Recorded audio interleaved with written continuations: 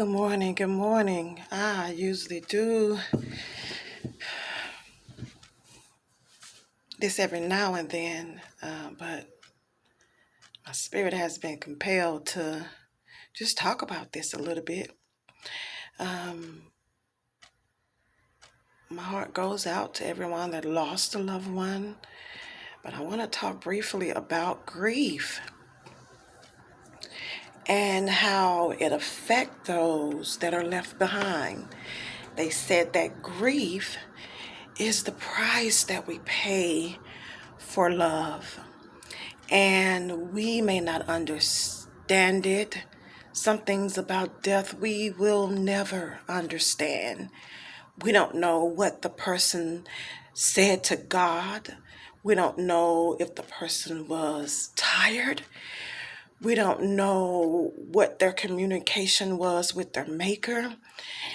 Sometimes we just have to accept what God allows. But I want to speak with those that are comforting others that are dealing with grief.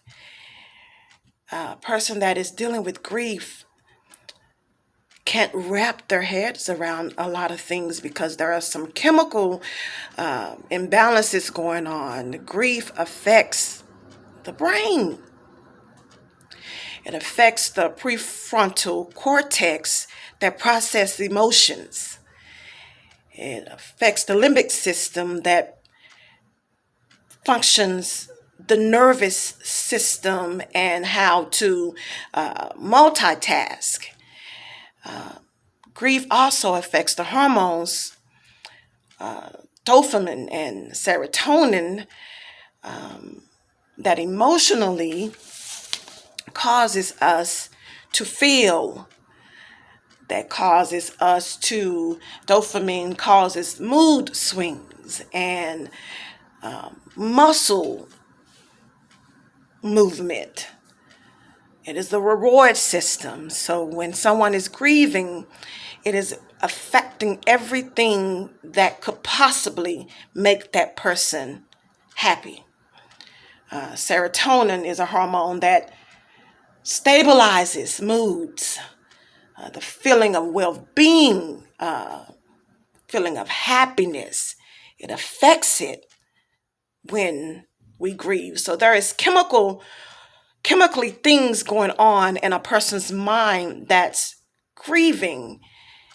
And I want to talk to those that are trying to comfort them. Grief is likened unto a maze.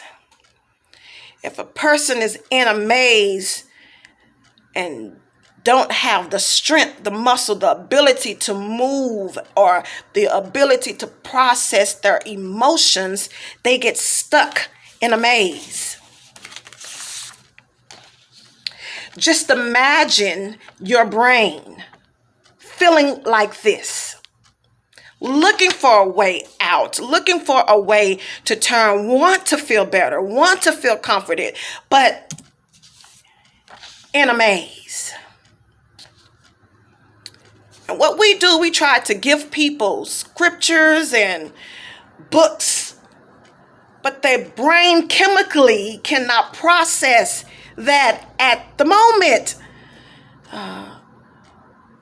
We give them prayers to say, to help them, make them, and that is all good. Don't get me wrong, but if we are people that are supposed to stand in the gap, meaning we take their place when they can't read a scripture, we take their place. When they can't pray, we stand in the gap for them. This is normal behavior when you have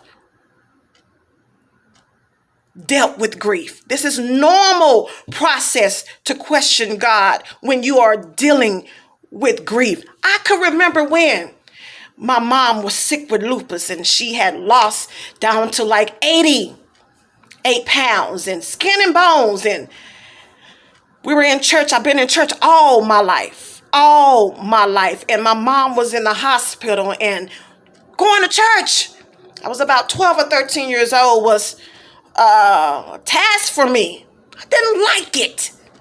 Didn't want to go, because when I went, people would question me. How your mama doing?